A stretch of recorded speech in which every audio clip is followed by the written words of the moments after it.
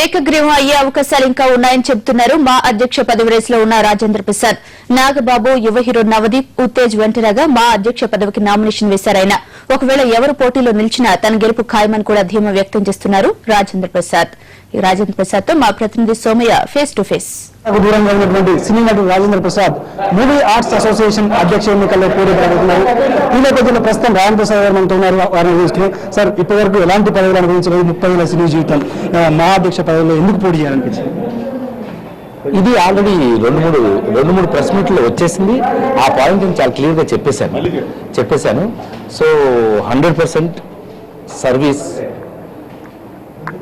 నేను సినిమాల ద్వారా, నవ్వు ద్వారా ఇంతకుముందు చాలా సర్వీస్ చేశాను అనుకుంటే, భగవంతుడు మళ్ళీ మూవీ ఆర్టిస్ట్ అసోసియేషన్ ద్వారా నా తోటి కళాకారులందరికీ, నటీనటులందరికీ కూడా సేవ చేసే భాగ్యం నాకు భగవంతుడు సవినయంగా ఇస్తాను నేను నమ్ముతూ ఇవాళ నామినేషన్ వేయడం జరిగింది.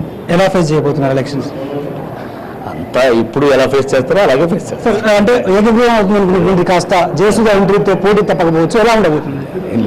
ఏం లేదు, అంతా ఒకటే family. Will see what will happen. ఇంకా ఏకగ్రీవం అయ్యే అవకాశాలు చాలా ఎక్కువ. సో మొత్తం మీద అయితే ఏకగ్రీవం అయ్యేటువంటి అవకాశాలు ఎక్కువగా ఉన్నాయని చెప్తున్నటువంటి పరిస్థితి. మరోవైపు ప్రస్తుతం నాగబాబు గారు కూడా మనతో ఉన్నారు. మామూలుగానే ఆల్మోస్ట్ యూనివర్స్ అవుతుంది.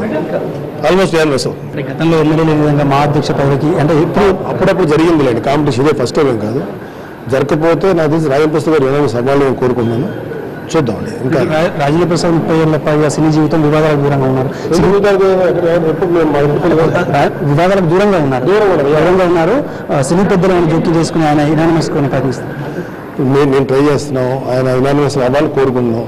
ఈవెన్ ఎదుటి వాళ్ళు ఎవరైనా నిలబడాలనుకున్నా వాళ్ళకి పర్సనల్గా ఏం చెప్తానంటే, ఒక అనుభవం ఉన్న వ్యక్తిగా, ఒక సీనియారిటీ ఉన్న వ్యక్తిగా రాజేంద్ర ప్రసాద్ గారికి ఆ అవకాశం ఇవ్వాలి. అది ఇస్తే బాగుంటుంది మా రిక్వెస్ట్, అంతే. సో మొత్తం మీద అయితే ఖచ్చితంగా రాజేంద్ర ప్రసాద్ ప్యానల్ గెలుస్తుంది ఖచ్చితంగా. ఎందుకంటే పోటీ అనివార్యమైతే మాత్రం ఖచ్చితంగా, ఎందుకంటే తన ప్యానల్ మాత్రం గెలుస్తుందని చెప్పి నాగబాబు చెబుతున్నటువంటి పరిస్థితి. న్యూస్ జర్నలిస్ట్ కేఎన్ కిషోర్తో కలిసి సోము, ఎన్టీవీ, హైదరాబాద్.